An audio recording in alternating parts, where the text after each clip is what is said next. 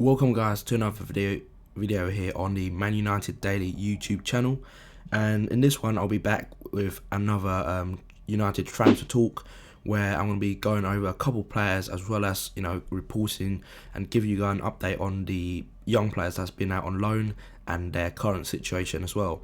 So the first player I want to talk about is Koke. The speculation has been been a bit hit and miss so far with in regards to United transfers all the time. He was linked in the summer, but nothing really concrete really developed in that situation. So then the interest obviously went into Ana Herrera, but now Koke is again seem to be the forerunner of United's scouting system. Koke, a very good player. I've seen a couple times, especially for Spain under 21 over the summer, where he was in the same team as David De Gea, where they triumph again at the under 21 championship. Him plays that number 8 or number 6 role. He can sit deep as a number 6, or he can play that box-to-box midfielder in the number 8. He also, he used to be, when he first burst into the team, did play on the wings, but he's not blessed with the fastest feet, or the fastest kind of like just pace wise. So he needed that more intelligence, a pass of the ball, I think, more than anything, Koke. So I think ideally his position right now probably be a number 6 or number 8. Can operate sometimes as a number 10 as well behind Diego Costa, but like I said, number 6 or number 8 will be ideally suited for him. And in regards to our midfield, that is what we desperately need. Michael Carrick can play that sitting role, and we need a more dynamic and more intelligent footballer, who can perform on a more consistent basis than Tom Cleverley, unfortunately. In my opinion, to able to plug the gap that we have in our midfield and the lack of quality in there right now. I definitely can see a 3-man midfield as well: Cleverley, Koke, and Carrick.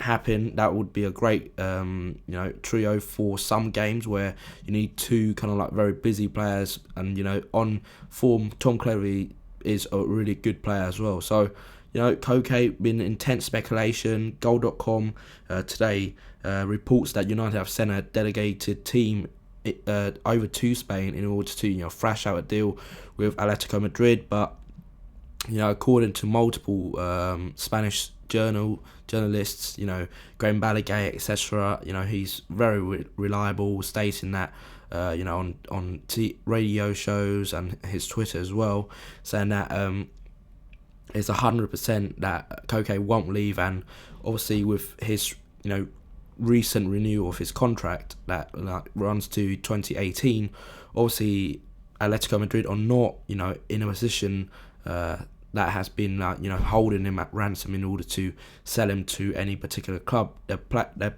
doing very well in La Liga. They're having a good run in the Champions League, so it would be hard to see why they would sell Koke unless a ridiculous amount of money is being thrown at him. The fee is around £30 million being quoted right now. But if I was Atletico Madrid, I wouldn't sell mid-season. And remember, because he has played in the Champions League, we would be ineligible for us anyway. But he's a fantastic talent. He is his boyhood club. To me, it doesn't look like anything will happen this January anyway. And in the summer we could come back with a good and big offer, and Atletico Madrid, depending on how their season have gone, will probably look back and see whether it's worth it or not. Obviously, Koke comes out and say the right things. He doesn't want to get on the on the wrong side of the fans, but the same thing happened with David De Gea. De Gea, Atletico Madrid is his boyhood club. Said all the right things. Said he wanted to stay, challenge for with the team in order to win La Liga potentially, etc. But what happened that summer might happen this summer with Koke. But he probably will be going to Brazil as well. So if we were going to do any business in the summer, would hopefully Ed Woodward and David Moyes splash the cash before the World Cup, because if he does perform very well in the Spanish team, it's going to be extortionate prices, and that goes, without saying, for any other player as well. So Koke, 20 years old, so definitely one for the future, but definitely can do a job as well for the current team because of his outstanding qualities. So that's a interesting story. I think Koke is definitely the number one target in David Moyes' wish list right now. I doubt whether this still would be happening in January. Just the whole process and the complexities needed to be, secured in January. I think just too little too late really in order to get any deals done during this window. So in this window it'll be 2 out of 10, but in the summer I think it might be a 6 out of 10. Because I think we do have the money in order to spend big, and I do expect fireworks in the summer. But right now I think 2 out of 10 for Koke is definitely the correct choice. So what do you guys think of the Koke? You leave a comment below on that story, guys. So the next one is to do with Luke Shaw. I spoke about Luke Shaw, in a couple of videos before, and it has always been, my aim was to, get a point out that I believe that we should go for Luke Shaw instead of Leighton Baines, and it seems now that that message really has been getting across through, David Moyes' scouting system as well, where, Baines undoubtedly a really good player, but the thing that is letting him down is his age, 29. We're not going to get a lot of out of him in the next few years. Maybe 2-3 years maximum, and then we have to go and look out for another replacement. But with Luke Shaw, I think Evra, I think he is definitely a liability, because when he was younger he could use his pace to get out of sticky situations, but now his lack of pace and his poor positioning has been exploited somewhat, and that's been to the detriment of our team. I think it was demonstrated once again, with the Tottenham game, just the last one, where I think a couple times Aaron Lennon just got past Patrice Evra way too easily, and got a ball in there, and just obviously cost us the game. But just Patrice Evra, definitely I think he's still a good professional, good leader in the team, but at times we do need to look for a replacement, and I do think the time is now. Evra, I think, is on his last 6 months of his contract, and there's been talks he might be going back to France with, potentially Monaco or PSG. So Luke Shaw, I think, will be a sound replacement. 18 is a bit of a risk by some people, and if he does play on the left and we play Januzaj on the left hand side as well, you have two 18-year-olds playing for one of the biggest clubs in the world. But like Sir Alex and Sir Matt Busby before David Moyes, reinstated in a club, that if you're good enough, then if you're good enough, then you're old enough. So, that same philosophy has been entrusted in Luke Shaw at Southampton, and I wouldn't be surprised if we do get him, then he would be take that responsibility right on his shoulders, and make it Old Trafford a natural home for the next 10-15 years or so. But again, we do have some intense competition for his signature, especially from Chelsea, because Chelsea is his boyhood club, and so he probably would perhaps favoured a move there if 2 offers were to come in. But he might look at it in this situation, because if you think at Chelsea, it's a very similar situation where they actually called similar age to Patrice Evra, about to enter the last stage of their career. So Luke Shaw would see both as an opportunity to establish himself as starting regular left back at one of the 2 biggest clubs in England and also in Europe. So Luke Shaw, I think, have a good opportunity to move to a big club. He has stated that he won't be moving this January anyway, but in the summer a bid of £25 million could test Southampton's resistance. And like I said again with Koke, if he goes to the World Cup and he gets his chance and he plays well, his price will go be extortionate. So we need to be careful as well not to spend silly money. But I do believe for the left back position, Luke Shaw is definitely my option to replace Patrice Evra anyway. So what do you guys think of that? And if you have any other players that you think that could fill that left back slot, then please leave a comment below on that one, guys.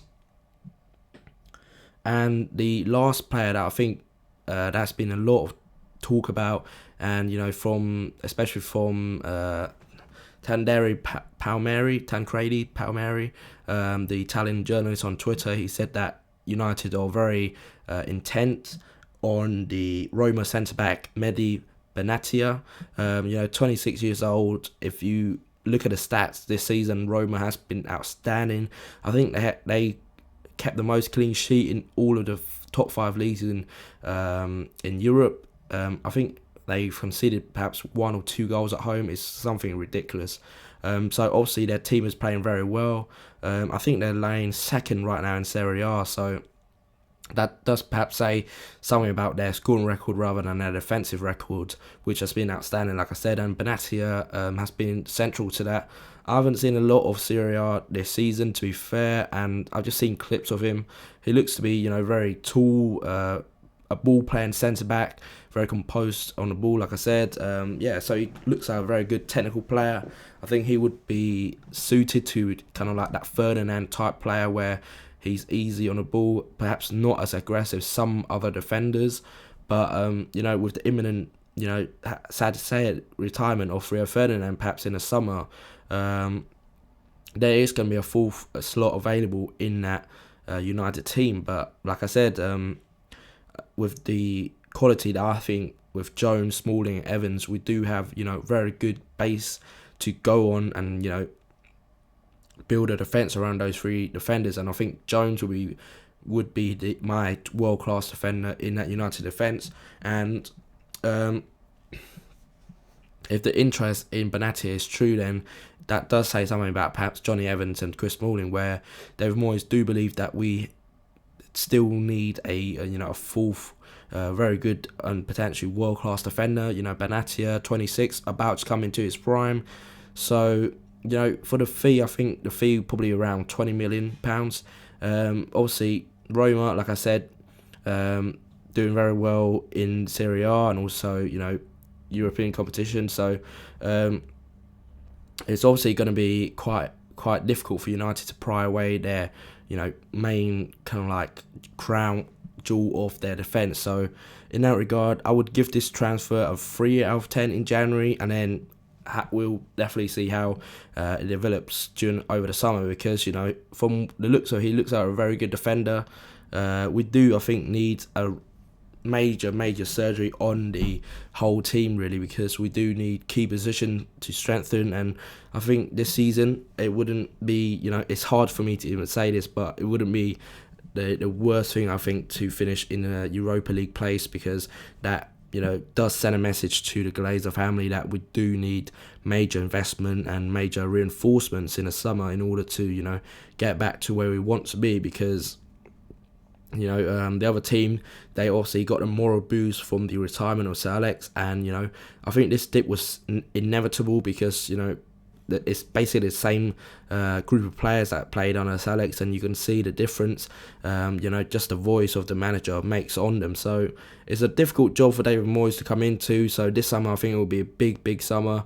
Obviously, not going to be easy with the interference of the World Cup, etc. But he does need to get some business done. Obviously, I don't expect a lot to be done in January, but because, like I said, of the whole process of it and the European competition interference, etc. So it's definitely more difficult to do in January. But if, say, we can get a first option on Koke in the summer, then that will be a great piece of business done by David Moyes, because he can secure him before he does have an impact at the World Cup potentially in that Spanish squad. So situations like that, I think it will be interesting to see in the summer. I think it will be a very good summer for United in terms of just transfer news and just general, in and out of the club, because it's going to be definitely a major investment this summer coming up. So it's exciting times, I guess, in that regard. But right now, we still have to go through the rest of the season, and obviously we don't know how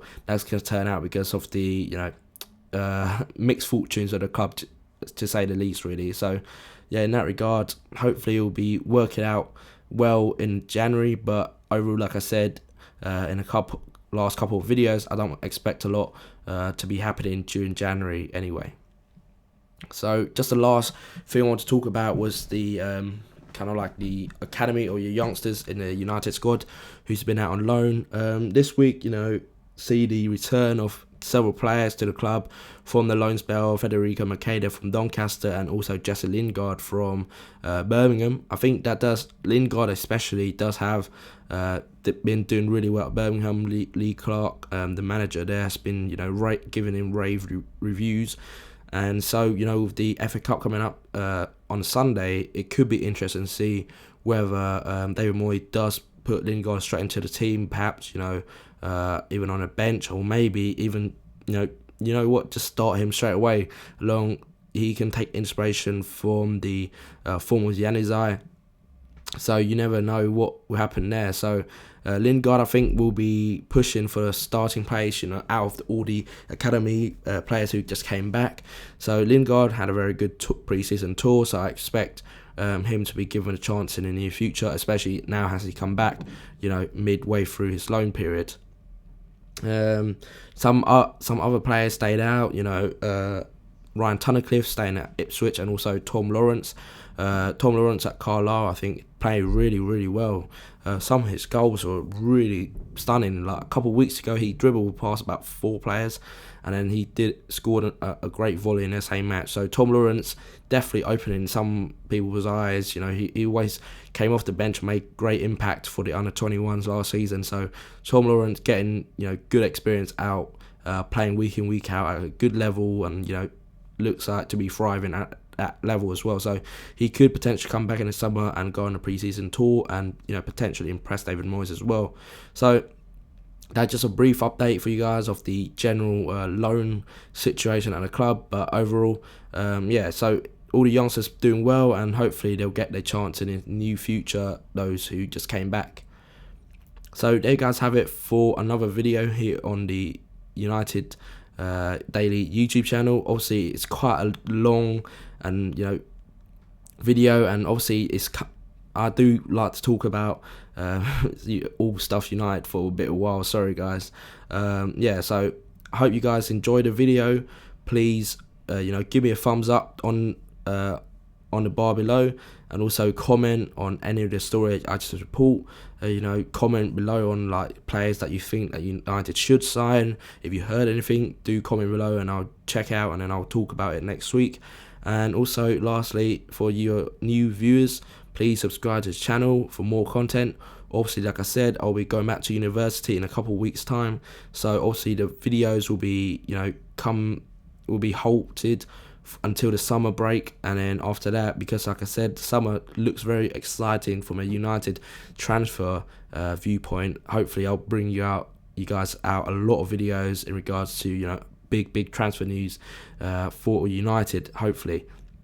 So thanks again guys for watching. Happy New Year. Hope you guys have a great one. I myself, great start to the year. Spending time with your friends and family, just nothing better really. So hopefully we'll get a win on Saturday to make it a really good start again. I did say again because of the defeat, but yeah, anyway, I need to stop talking that. Thanks for watching guys. Please rate, comment, subscribe, and I'll see you in the next one. Cheers.